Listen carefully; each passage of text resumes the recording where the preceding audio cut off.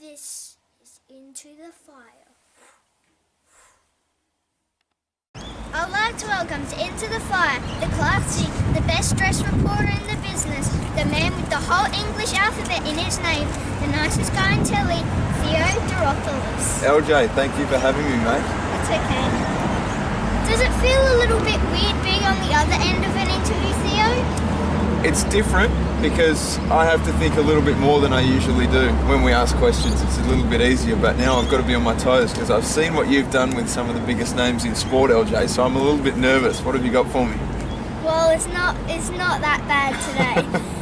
As a young guy, did you want to be in the media, or is it something that just grew over time?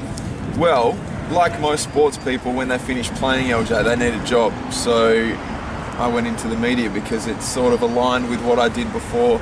And when I grew up, I idolised Richie Benaud. I loved Richie Benaud. Might be a little bit old for you, although you know that's one of his jackets. And Bruce McAvaney, who of course you're aware of. So those were the two guys that I thought were I really looked up to, and I tried to follow a little bit of their path. So here we are. Yeah, it must be pretty fun in the media. Let's talk a bit about your cricket career. You were number 33 for the Redbacks. Amazingly, the number of letters in your name. Just kidding, Theo. But what is a fact is that you were number 7 for the Warriors, and that is the same number as Vow's in Theo Doropoulos.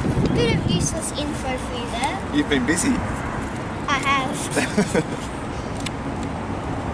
While on the Western Australian Warriors, is there any truth in the rumour that you were dropped by the Warriors because it was costing them too much to print your name on the back of your shirts? You know, the hardest thing about working for Channel 7 is having to say Doropoulos correctly each night. It's difficult. It sounds difficult. Okay, a cool statistic for you. For a while, you held the record for the highest score in under-19 one-day international. It was England in 2003, and you scored 179 off 155 balls. Now that is something to brag about. Playing for Australia must have been amazing. It was good. It was underage cricket. I remember the day we played in Sydney. We played against a few guys that ended up to go on and play for England, so it was pretty special. It would have been nice to wear a baggy green cap, although the one I've got here is pretty special too. Not many people get this one, but it was great. It was really good fun. You got to learn a lot, got to travel around and meet some wonderful people and see some things that you might not have been able to see. So really appreciative, really lucky. Yeah, sounds pretty fun. Now, it wasn't the only time you represented Australia, was it? You got to go on the field as a sub in Australia versus West Indies game. How did that go, Theo? Well, LJ, you're asking the question because you might know a little bit about it. How do you think it went? I don't think it went that great. It didn't start that well. So the very first ball I was on the field, I actually dropped a catch in a test match for Australia, which nearly cost them the game. Imagine going to school after doing that. Yeah, I can't imagine. Dropping a catch for Australia isn't embarrassing. Did you know that about 20% of all chances players have are dropped? I sound like Bruce McAvaney with those stats, don't I? Well, especially with the end of that question, don't you? I think that's not too bad, don't you? But I reckon it was a good story in the end, LJ, because I managed to catch one. We got the guy out, and Australia ended up winning the game, and I was a little bit relieved. Yeah, you must have been. What is embarrassing though is that I watched the footage when you did actually catch one soon after. They didn't even know who you were. You won't even be able to show your kids to prove it because they called you Beard. And to make it worse, on the screen they corrected the mistake by calling you Stoinis. Unbelievable, isn't it? They could have got one thing right. The longest name in the world, and they couldn't get that right. Although Stoinis is playing for Australia, so maybe I should have been him. That would have been better. Yeah, maybe. Probably not though. It's lucky you didn't lose, or you'd be called Theo the Drop and Loss. I didn't think of that one. But yeah, I did cop it for a while, LJ, if I'm honest. I did cop it. When I ran into the huddle, a little secret that I haven't told many people is Michael Clark came over to give me a high five, and I've got a big photo of Ricky Ponting. You can see in the vision when we high five, there's a nice little shot of me and Ricky Ponting. And Michael Clark said, if you had have dropped that one, young fella, you would have been on the receiving end of one of Ricky Ponting's karate chops, so you are lucky, which was good. That's funny. Okay, so let's move on. So you have worked in the media for quite some time. Who's the interview that you were most nervous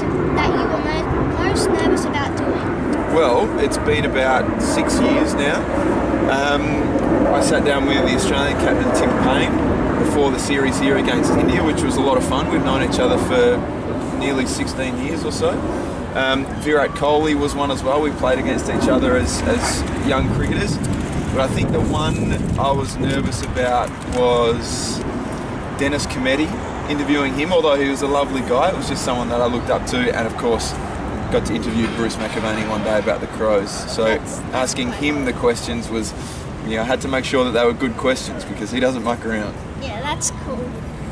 I think you are the best person to watch interview someone. Do you have any ambitions to be the next Bruce McAvaney? Well, everyone does, I think, LJ, if you're in the media, but unfortunately there's only been one of him in the last sort of 60 years, and he's the best of the best, so you've got a lot of work to do. I think if we're sort of half of what Bruce McAvaney can be, then you've done a wonderful job. Thank you. Talking of Bruce, here's his players like Cyril that he can't stop talking about. Who is your special? Wow, my special is AB de Villiers. I love as a South African cricketer. Virat Kohli I love as well, but I think the special one at the moment for me, given the cricket's on in the World Cup, has to be Steve Smith. He's the best player in the world for me. Yeah, he's back.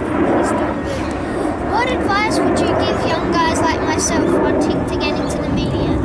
I would say keep doing what you're doing because you do it very, very well. You dress very sharply and you ask good questions. But also just keep at it. If things don't work out straight away, there are different ways of getting to where you want to be. Keep going, keep practicing, and keep honing your craft to make sure when you do get a chance that you're ready to go. Yep, I will be. You're a star already, so you don't have too far to go. Thank you. If you could choose what you were doing in the media in 10 years' time, what would it be? Wow, great question. It would probably be commentating on the cricket on Australia and following them around the world and being involved in the cricket. But if it was away from the cricket, I love Formula One. So I would love to sit there and commentate the Formula One car racing. I think that would be amazing. Going from country to country would be plenty of fun. Yeah, that sounds like fun. What about you? What would you? What's yours? I don't know. I just want to keep doing this because it's a lot of fun. Okay, Theo, you're not only the coolest guy in the media, but you are the nicest too. I love watching you on the TV, and I think you're going to be the next big thing. You're exactly the type of person I want to be when I'm older. Thank you so much for spending some time with me today. I look forward to seeing you heading up to a news station in the not too distant future. Well, I'll hopefully stay at Channel 7, LJ, because that's the best one. But thank you very much for having me, and it's been a pleasure to watch you come along in the last sort of 6 months to 12 months to see how you go about it. So great fun for me too. Yeah. But no one leaves my show, Theo, without the little Into the Fire send-off. Let's do it together. Ready? It goes like this. Let's do it. Wow, that's actually pretty good for a first time. Thanks, brother. Good job.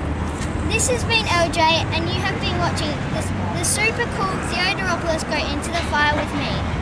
Thank you, Theo. Thanks, LJ. Absolute pleasure, mate. Good job.